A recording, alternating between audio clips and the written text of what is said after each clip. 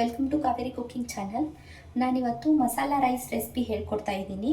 So ಅದಕ್ಕೆ ಬೇಕಾಗಿರುವಂಥ ಸಾಮಗ್ರಿಗಳು ಏನೇನು ಅಂತ ನೋಡ್ಕೊಂಬರೋಣ.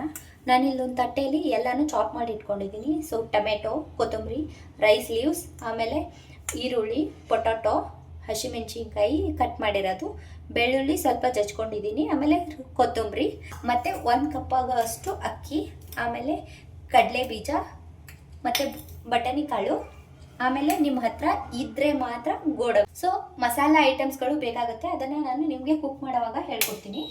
ಸೊ ಫಸ್ಟಿಗೆ ಒಂದು ಪಾತ್ರೆನ ಇಟ್ಕೊಳ್ಳಿ. ಸ್ವಲ್ಪ ಇದು ಕಾದ್ಮೇಲೆ ಎಣ್ಣೆ ಹಾಕಬೇಕು. ನಿಮ್ಗೆ ಬೇಕಾಗಿರೋಷ್ಟು ಕ್ವಾಂಟಿಟಿ ನೀವು ಎಣ್ಣೆ ತೊಗೋಬೇಕು. ನೀವು ಎಷ್ಟು ಕಪ್ ರೈಸ್ ಮಾಡ್ತೀರೋ ಅದ್ರ ಮೇಲೆ ಅದು ಡಿಪೆಂಡ್ ಆಗುತ್ತೆ.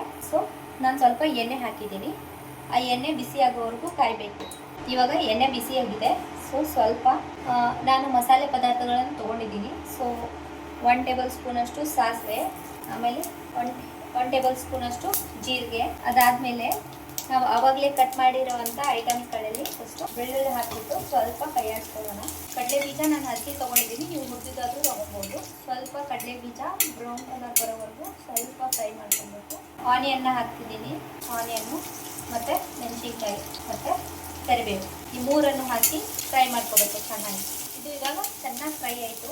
ಸೊ ಇದು ಫ್ರೈ ಆದಮೇಲೆ ನಾವು ಮುಂಚೆನೇ ಹೆಚ್ಚಿಟ್ಕೊಂಡಿರುವಂಥ ಟೊಮೆಟೊನ ಹಾಕ್ಕೊಂಡು ಮತ್ತೆ 1-2 ಸಲ ಫ್ರೈ ಆಗುತ್ತೆ.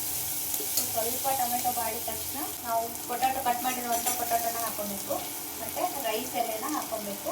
ಅದ್ರ ಜೊತೆ ನಾವು ಮುಂಚೆನೇ ತಗೊಂಡಿರುವಂಥ ಬಟಾಣಿ ಕಾಳು, ಸ್ವಲ್ಪ ಗೋಡಂಬಿ ಎಲ್ಲನೂ ಹಾಕ್ಬಿಟ್ಟು ಚೆನ್ನಾಗಿ ಸ್ವಲ್ಪ ಫ್ರೈ ಮಾಡ್ಕೊಬೇಕು. ಸೊ ಇದು ಇವಾಗ ಚೆನ್ನಾಗಿ ಫ್ರೈ ಆಗಿದೆ. ಇದೆಲ್ಲ ಫ್ರೈ ಆದ ನಂತರ ಸೊ ಇವಾಗ ನಮ್ಗೆ ಬೇಕಾದ ಮಸಾಲೆ ಪದಾರ್ಥಗಳನ್ನ ಹಾಕ್ಕೊಬೇಕು. 1 ಟೇಬಲ್ ಸ್ಪೂನಷ್ಟು ಗರಂ ಮಸಾಲ ಪೌಡ್ರು, ಆಮೇಲೆ 1/2 ಟೇಬಲ್ ಸ್ಪೂನಷ್ಟು ಧನಿಯಾ ಪೌಡ್ರು, ಆಮೇಲೆ ಸ್ವಲ್ಪ ಚಿಟಿಕೆ ಅರಿಶಿನ ಪುಡಿ.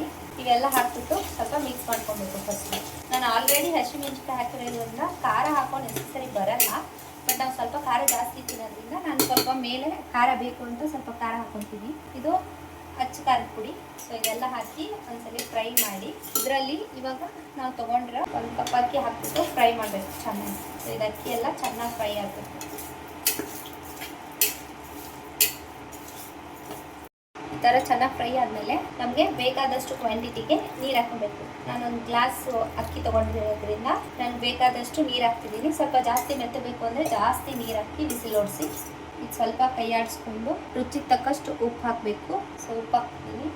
ಆಮೇಲೆ ಆವಾಗಲೇ ಹೆಚ್ಚಿಟ್ಟಿರುವಂಥ ಕೊತ್ತಂಬರಿ ಹಾಕ್ತಿದ್ದೀನಿ. ಸೊ ಇವಾಗ ಮತ್ತೆ ಎಲ್ಲನೂ ಒಂದ್ಸಲಿ ಕೈ ಆಡಿಸ್ಕೊಂಡು ಸ್ವಲ್ಪ ಕುದಿಯೋವರೆಗೂ ಬಿಟ್ಬಿಟ್ಟು ಇವಾಗ ಲಿಡ್ನ ಕ್ಲೋಸ್ ಮಾಡ್ಕೊಂಡ್ಬಿಟ್ರೆ ಒಂದು 3 ಅಥವಾ 4 ಸೀಟಿ, ನೀವು ನೀರು ಜಾಸ್ತಿ ಹಾಕಿದ್ರೆ 4 ಸೀಟಿ ಇಳಿಸ್ಕೊಬೇಕು. ಲಿಡ್ನ ಕ್ಲೋಸ್ ಮಾಡ್ಕೊಂಡ್ಬಿಟ್ಟು ಒಂದು 10 ನಿಮಿಷ, ಒಂದು 3 ಸೀಟಿ ಆದಮೇಲೆ ಇದನ್ನು ಓಪನ್ ಮಾಡಿಬಿಟ್ಟು ರೈಸ್ ಹೇಗಾಗಿದೆ ಅಂತ ನೋಡೋಣ.